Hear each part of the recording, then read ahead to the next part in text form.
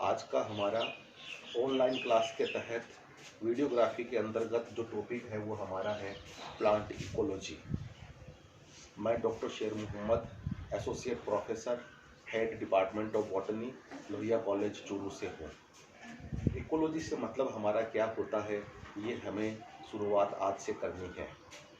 हमारे आसपास जो भी वातावरण के घटक काम कर रहे हैं, जिनको हम पर्यावरण के नाम से जानते हैं, पर्यावरण का मतलब क्या होता है, इसको पहले हमें समझना पड़ेगा।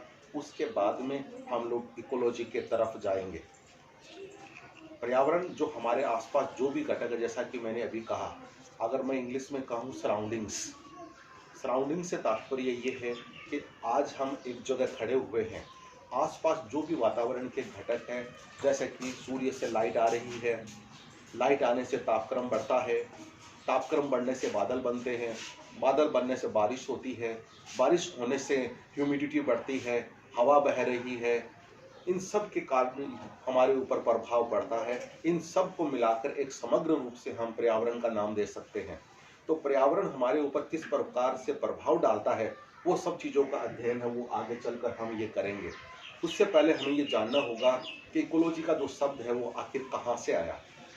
जैसा कि आप यहाँ पर देख रहे हैं, इकोलॉजी है वो ग्रीक शब्द दो शब्दों से मिलकर बना हुआ है। एक को हम कहते हैं ओइकोस और दूसरे को हम कहते हैं लोगोस। ओइकोस का मतलब होता है, जैसा कि लिखा हुआ है, होम, और लोगोस का मतलब होता है टू स्टडी, मतलब अध्ययन करना, घर का अध्ययन करना। जब हम किसी घर के बारे में अध्ययन करते हैं तो घर के अंदर बहुत सारे घटक होते हैं। घर छोटे से लेकर बड़ा सकता है, पूरी दुनिया एक घर हो सकती है, एक समुद्र घर हो सकता है, एक तालाब घर हो सकता है, एक नदी है वो घर हो सकती है। तो छोटे से लेकर बड़े तक वो घर हो सकता है। और अगर ये मैं कहूँ, एक छोटे से पानी की जो बूंद होती है वो भी एक घर के रूप में कार्य करती है। आगे चलकर हम उस बूंद के बारे में भी अध्ययन करेंगे। तो सबसे महत्वपूर्ण बात ये, जैसा कि मैंने आपसे कहा, ओइकोस एंड लोगोस दो शब्दों से मिलकर ये शब्द बना है, जिसको हम इकोलॉजी के नाम से जानते हैं। अगर इस पर्टिकुलर के अंदर हम पौधों का अध्ययन करते हैं तो हम प्लांट इकोलॉजी कहेंगे। अगर हम प्राणियों का अध्ययन करते, जंतुओं का अध्ययन करते हैं, तो हम उसको जू इकोलॉजी के नाम से जानेंगे। उसके बाद में हमें ये देखना पड़ेगा कि शब्द को सबसे पहले किसने यूज किया। तो अक्सर एक नंबर के क्वेश्चन में ये सवाल आपके परीक्षा में आता है कि सबसे पहले किसने कहा। तो जो भी लिटरेचर हमारे पास में उपलब्ध है उसके अनुसार 1868 में रीटर ने इस वर्ड को कंपोज किया था। लेकिन उसके पश्चात इस शब्द को हीकल नामक वैज्ञानिक ने 1866 में सबसे पहले यूज किया और 1869 में इसको डिफाइन किया, इसको परिभाषित किया कि आखिर इसका मतलब है वो क्या होता है। तो इसके बारे में भी अभी भी कंफ्यूजन विद्यमान है कि इसका जो श्रेय है वो रीडर को दिया जाए या हीकल को दिया जाए। लेकिन सब लोग इसको सर्वमान्य जो इसका जवाब है वो फिर हीकल के रूप में निकल कर हमारे सामने आता है। इकोलॉजी जब से दुनिया बनी है तब से इकोलॉजी के बारे में अध्ययन किया जा रहा है। हालांकि दुनिया बनने के बहुत सालों के बाद में इस शब्द को यूज किया गया और इस शब्द को परिभाषित करने का काम किया गया, लेकिन ऐसा नहीं है। जब से दुनिया बनी है इकोलॉजी है वो हमारे सामने है। बार बार हम स्टूडेंट्स को समझाते हैं, कहते हैं, वही बात मैं यहाँ कहना चाह रहा हूँ कि हमारे पर्यावरण जिसके अंदर हम लोग रहते हैं, अगर सब लोग हम लोग अच्छे से रहेंगे, पर्यावरण का ध्यान रखेंगे, तो ये पर्यावरण है वो हम सब के लिए अनुकूल बना रहेगा। अगर हमारी एक्टिविटीज़ है वो संयत नहीं होगी, ठीक नहीं होगी, तो आने वाला समय और जो वर्तमान में जो दौर चल रहा है हमारे लिए धीरे धीरे प्रतिकूल होता चला जा रहा है। तो हम सब की ड्यूटी बनती है कि हम सब मिलकर इस पर्यावरण को सुधारने का प्रयास करेंगे। आगे चलकर हम अंतर्राष्ट्रीय स्तर पर जो भी प्रयास हुए हैं पर्यावरण को सुधार करने के लिए, उसके बारे में हम चर्चा करेंगे, विस्तृत रूप से हम लोग चर्चा करेंगे। आज का जो हमारा टॉपिक है वो हमारी परिभाषा तक है वो सीमित है। जैसा कि आप लोग देख रहे हैं, मैंने ऑर्गेनिज्म शब्द यहाँ पर लिख रखा है। ऑर्गेनिज्म का मतलब है प्राणियों से भी मतलब है और पेड़ पौधों से भी मतलब है। ये जो प्राणी है इसके ऊपर कौन कौन से जो कारक है, जो भौतिक कारक है, वो अपना प्रभाव डालते हैं, ये मैंने आपको आउटलाइन के माध्यम से बताने का प्रयास किया है। जैसा कि मैं कह रहा हूँ कि सूर्य से लाइट चलती है और वो लाइट हमारे ऊपर आती है। लाइट के साथ साथ टेम्परेचर बढ़ता है। अगर लाइट कम आ रही है तो टेम्परेचर निश्चित रूप से कम होगा, अगर लाइट ज़्यादा आ रही है तो टेम्परेचर बढ़ता चला जाएगा। और इन दोनों घटकों के कारण से वातावरण में एक ऐसी सिचुएशन बनती है जिसके कारण से बरसात है वो आती है, बरसात के थ्रू पानी आता है, और जब वातावरण में पानी रहेगा तो निश्चित रूप से ह्यूमिडिटी है वो बढ़ती है। साथ में निश्चित रूप से हवा है वो चलती रहती है, हवा का वेग है वो चलता रहता है। तो ये सारी चीज़ें जो भौतिक कारक है वो प्राणियों के ऊपर अपना प्रभाव डालती है। इसका मतलब सिंपल से मतलब ये हुआ कि ये सारे घटक इसके ऊपर प्रभाव डालते हैं। इसका मतलब केवल ये नहीं है कि केवल वन वे रिलेशन हमारा हो गया है। जिस तरह से ये सारे कारक हमारे ऊपर प्रभाव डाल रहे हैं, उसी तरह से ऑर्गेनिज्म भी इन सब को प्रभावित करने का काम कर रहा है। हमारी जो भी एक्टिविटीज़ है, कार्यशैली है, उसके तहत हम लोग इन सब चीज़ों को प्रभावित कर रहे हैं। छोटा सा एग्जाम्पल, हम ये कहते हैं कि साहब टेम्परेचर बढ़ना नहीं चाहिए, बारिश ज़्यादा आनी चाहिए, उसके तहत हमें ज़्यादा से ज़्यादा पेड़ लगाने चाहिए। पेड़ों को काटने का काम कौन कर रहा है? इंसान कर रहा है। इंसान अपने पैरों पे कुल्हाड़ी मार रहा है। अगर हम ज़्यादा से ज़्यादा पेड़ लगाएंगे तो निश्चित रूप से जो भी भौतिक कारक हैं हमारे, वो हमारे लिए अनुकूल बने रहेंगे। तो कहने का मतलब ये हुआ कि जिस तरह से ये भौतिक कारक हमारे ऊपर प्रभाव डाल रहे हैं, ठीक उसी तरह से हम प्राणी, हम ऑर्गेनिजम्स भी इसके ऊपर प्रभाव डालते हैं, और हम आपस में एक दूसरे को इंटरेक्ट कर रहे हैं। और ये इंटरेक्ट करने का जो हमारा अंतर संबंध है, इसी को हम इकोलॉजी के नाम से जानते हैं। तो बहुत ही साधारण शब्दों में अगर हम ये कहें कि इकोलॉजी क्या होती है, बहुत सिंपल है, प्राणियों का वातावरण के साथ संबंध। इससे सिंपल कोई भी परिभाषा है वो हमारी नहीं हो सकती। अगर मैं इंग्लिश में कहूँ, inter relationship between organisms and environment, प्राणियों का वातावरण के साथ जो संबंध है, इसको हम इकोलॉजी के नाम से जानते हैं। और ये परिभाषा, जैसा कि मैंने आपसे कहा, हिकिल ने 1869 में देने का ये दी थी, और ये लिटरेचर में हमारे उन्हीं के नाम से है, वो जानी जाती है। मैंने यहाँ पर लिख रखा है, ये जो चार्ट बना रखा है, इसके तहत मैं बार बार आपको बताने का प्रयास कर रहा हूँ, एक दूसरे को इंटरेक्ट करने का ये करते हैं।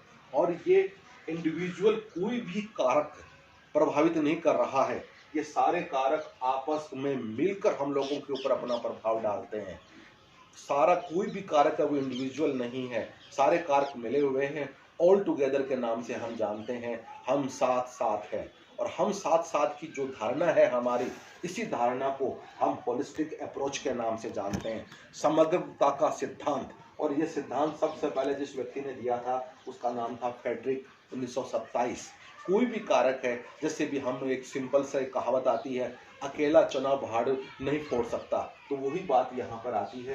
कोई भी कारक जो आपके सामने मैंने लिख रखे हैं, इंडिविजुअल रूप से कोई भी अपना प्रभाव नहीं डालता है, और ये सारे कारक आपस में मिलकर हमारे ऊपर प्रभाव डालते हैं, और इसको हम होलिस्टिक अप्रोच के नाम से जानते हैं।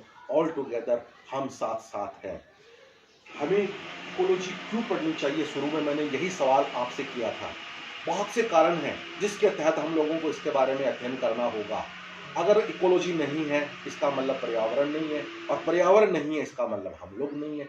तो पर्यावरण के तहत जहाँ पर हम लोग जीवित रह रहे हैं, हम लोग सर्वाइव कर रहे हैं, जहाँ पर हम सांस ले रहे हैं, उस वातावरण के बारे में हम लोग जो अध्ययन कर रहे हैं, उसी को तो इकोलॉजी के नाम से जानते हैं। तो अगला पॉइंट जो हमारे आता है कि आखिर हमें इनको क्यों पढ़ना चाहिए, जैसा कि इसका महत्व क्या है। सिंपल सा मतलब है कि ऑर्गेनिज्म जिस वातावरण में रह रहा है, उस वातावरण में उसको जानना पड़ता है, उस वातावरण के बारे में जानना पड़ता है। हमारे लिए वो अनुकूल है, हमारे लिए वो प्रतिकूल है, हमारे लिए वो मध्यम है, किस प्रकार के वातावरण में हम लोग रह सकते हैं, हमारी सहनशीलता कितनी उस वातावरण के प्रति, तो हमारी एडेप्टेबिलिटी है वो उसी के अकॉर्डिंग हमें डिसाइड करनी पड़ेगी। दूसरे कारण जिसके तहत जो इसके महत्व है, पूरे वर्ल्ड में उस पर्टिकुलर ऑर्गेनिजम्स का भौगोलिक वितरण किस प्रकार से है, ये भी हमें इकोलॉजी के तहत पढ़ना पड़ता है। जैसा कि मैं कहूँ बायोजियोग्राफी, उसके तहत हम लिविंग्स का पूरे वर्ल्ड में जो डिस्ट्रीब्यूशन है उसका अध्ययन है वो हम लोग करते हैं। तीसरा पॉइंट अगर मैं ये कहना चाहता हूँ, पॉपुलेशन और कम्युनिटी का आपस में इंटरेक्शन क्या है। पॉपुलेशन का मतलब एक सिमिलर जाति, सेम जाति की जो प्रजातियां होती है, और कम्युनिटी का मतलब होता है कि अलग अलग प्रजातियां जो आपस में मिलकर रहती है, इनका आपस में रिलेशनशिप क्या है, इसका अध्ययन भी हम इकोलॉजी के तहत ही करते हैं। उसके बाद में हम जो हमारा विकासीय क्रम है, इवोल्यूशनरी डेवलपमेंट है, ये भी हम इकोलॉजी के तहत इसका विकास के बारे में हम इकोलॉजी के अंदर पढ़ते हैं।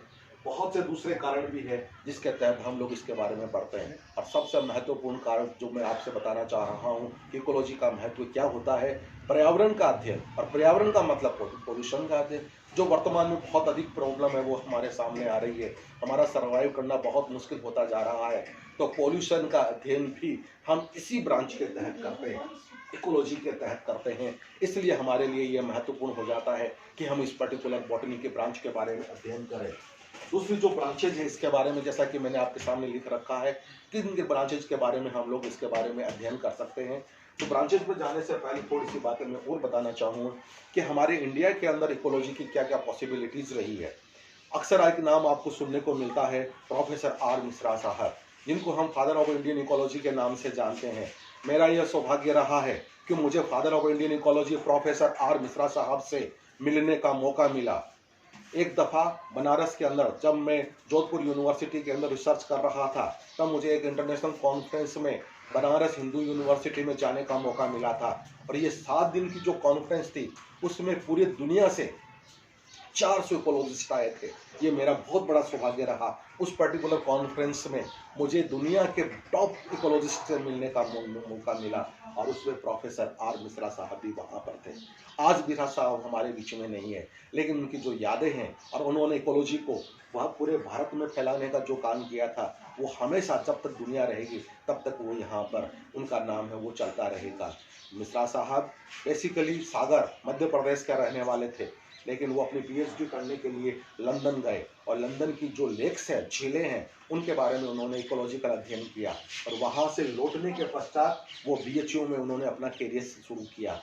बीएचयू का मतलब बनारस हिंदू यूनिवर्सिटी बनारस, पहले उसका नाम काशी हुआ करता था, काशी से बनारस हुआ और बनारस से वर्तमान में वाराणसी के नाम से जाना जाता है। और वहाँ पर उन्होंने बॉटनी से एक अलग डिपार्टमेंट स्कूल ऑफ इकोलॉजी के नाम से शुरू किया। स्कूल का मतलब प्राइमरी स्कूल से मतलब नहीं है। यहाँ पर स्कूल का मतलब होता है एक थॉट, एक विचार, जिन्होंने इकोलॉजी के बारे में शुरू किया। और इंडिया में जितने भी इकोलॉजिस्ट अलग अलग स्टेट्स में फैले हुए हैं, मुझे ये कहते हुए बहुत गर्व है कि वो सारे के सारे मैक्सिमम उन्हीं के स्टूडेंट्स हैं जो इकोलॉजी को उन्होंने आगे बढ़ाने का काम किया। मुझे कहते हुए अफसोस है, आज की जो नई जनरेशन है वो बॉटनी तो पढ़ना चाहती है, लेकिन बॉटनी के अंदर टेक्सोनॉमी और इकोलॉजी पढ़ना नहीं चाहती, जिसके लिए उनको फील्ड में जाना पड़ता है। नई जो नई ब्रांचेस आ गई है, बायोटेक्नोलॉजी, मोलिकुलर टेक्नोलॉजी, जो केवल लैब में बैठकर, लेकिन मेरा यह कहना है कि बॉटनी लैब की नहीं होती है। बॉटनी के लिए उसको आपको फील्ड में जाना पड़ेगा और फील्ड में जाने की हमारी आज की जनरेशन है वो बिल्कुल सही नहीं। और यही कारण है कि आने वाले समय में अगर बॉटनी के जो प्लांट्स के जो बॉटनिकल नेम है वो बताने वाले बहुत कम लोग रह जाएंगे और कोई भी प्लांट्स के नाम तक नहीं बता पाएगा। ये सिचुएशन धीरे धीरे है वो हमारे सामने आ रही है। इसलिए इस चीज़ को बचाने के लिए ज़रूरत है कि जो भी बॉटनी के स्टूडेंट्स हैं जो पीजी करने के लिए आते हैं, वो निश्चित रूप से उनको फील्ड का आइडिया होना चाहिए, तभी जाकर हमारी ये ब्रांच है वो बची रह पाएगी, अन्यथा वो बची नहीं रह पाएगी। तो जैसे कि मैं बात कर रहा था ब्रांचेज के बारे में, मैं बात कर रहा था, इसको हम अलग अलग लेवल पर इकोलॉजी का अध्ययन कर सकते हैं। जब हम किसी एक पर्टिकुलर प्लांट के बारे में अध्ययन करते हैं तो उसको हम ओट इकोलॉजी के नाम से जानते हैं। ओट का मतलब होता है स्वयं, लॉजी का मतलब अध्ययन, स्वयं का अध्ययन करना। किसी पर्टिकुलर प्लांट या पर्टिकुलर जानवर के बारे में अध्ययन करेंगे तो हम उसको ओट इकोलॉजी के नाम से जानेंगे। उसके बाद में सेकंड जो वर्ड आता है सिनोकोलॉजी। सिनोकोलॉजी का मतलब ग्रुप ऑफ ऑर्गेनिज्म।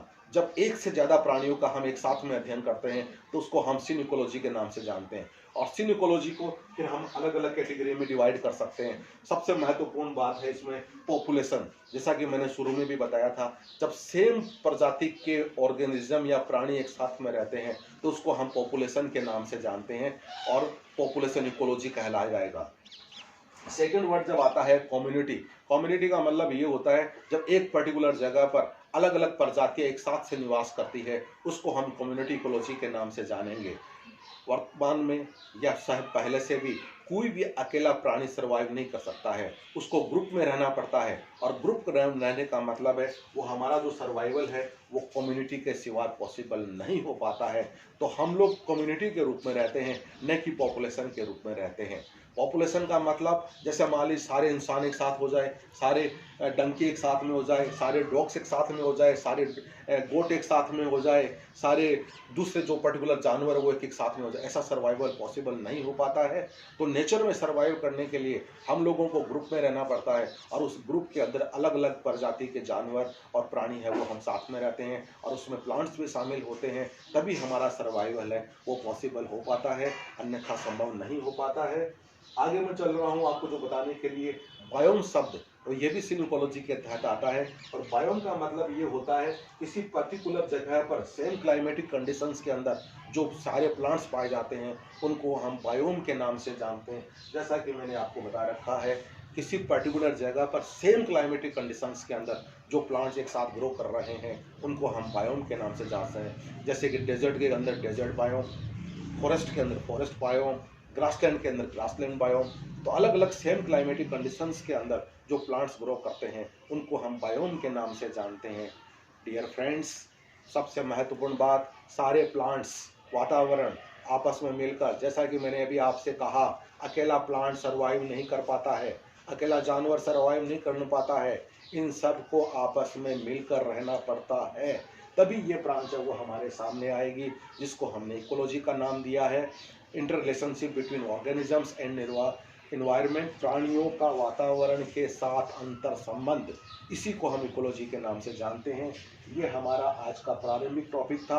इस टॉपिक को लेकर हम आगे चलेंगे, निश्चित रूप से हम आगे चलेंगे और पूरा सिलेबस है उसको हम करने का प्रयास करेंगे।